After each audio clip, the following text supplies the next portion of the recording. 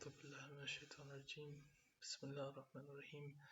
So in this video, I plan for this kind of things my father did or things my Narc father did to turn into a series. So it's meant to be like short clips of things or patterns of behaviors or particular like snapshots of his narcissism and his sociopathy that have showed up in my life and obviously had some impact because I remember them still, like they're still in there, like as a wholeness, like a whole memory of like something that happened that was significant or substantial, right? So in this one, I want to share with you, I was living in Boulder, Colorado, and he would call me and then he would insist that I needed to call my siblings more.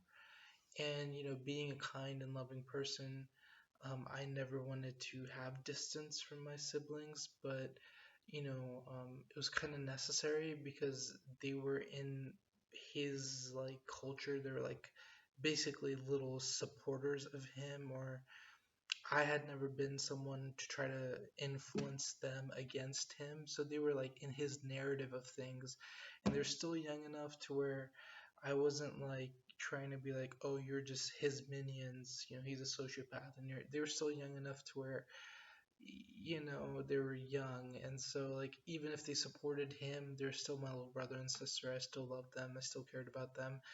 And I imagined once they would mature, they would see him for what he is and kind of get what was going on all these years. That did happen.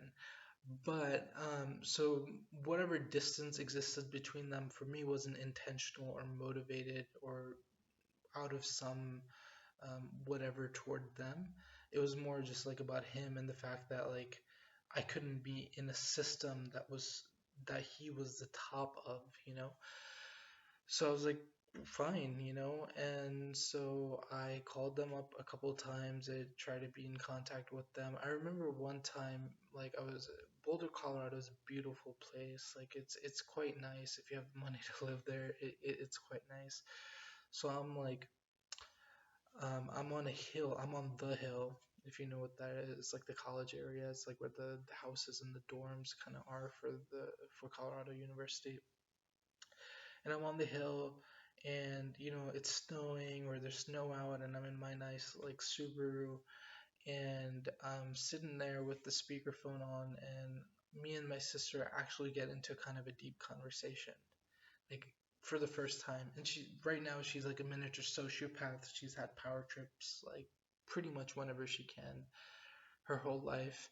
And I don't want to go into all that right now, but back then she was still like in the process of going from like occasional power trips to full blown sociopath. I feel like Louisiana medical system will do that to you.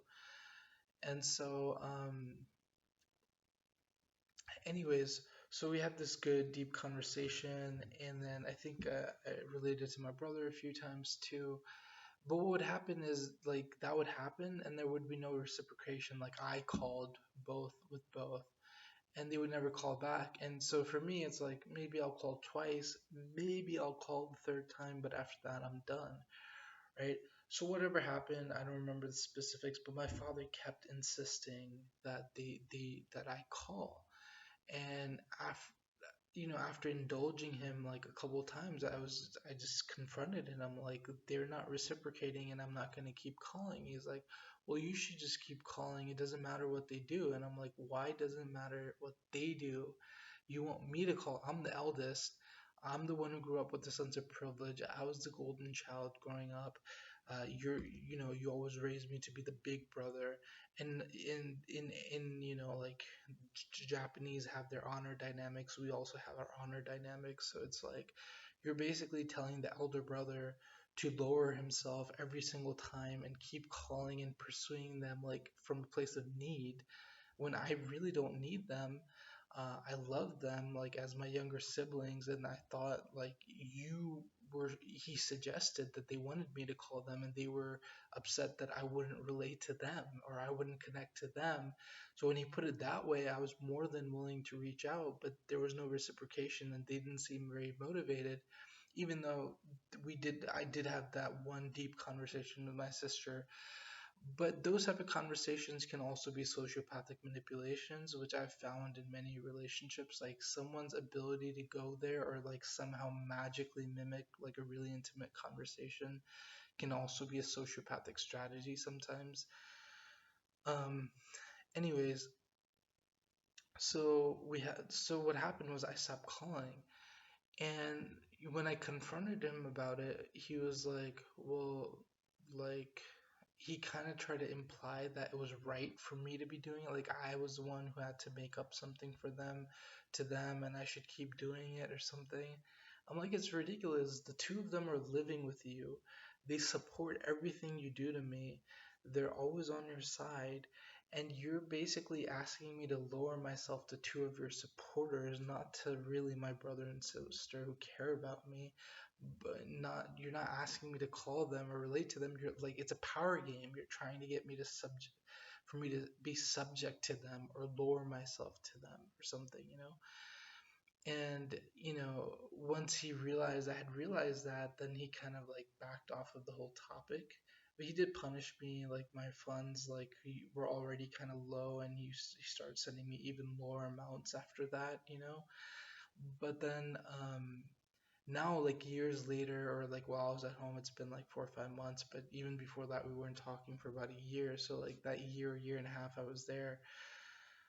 Um, he still would insist in conversation. It was me, the one who wouldn't call him and them. It was me who wouldn't call them, you know?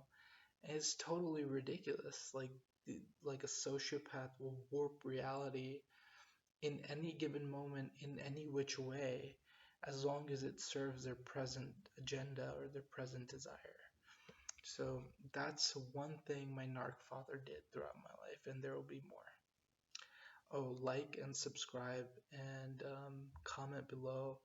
And if you like this type of like mini, just 7 minutes retelling of some sort of sociopathic event in my life, then let me know that. Give me some feedback.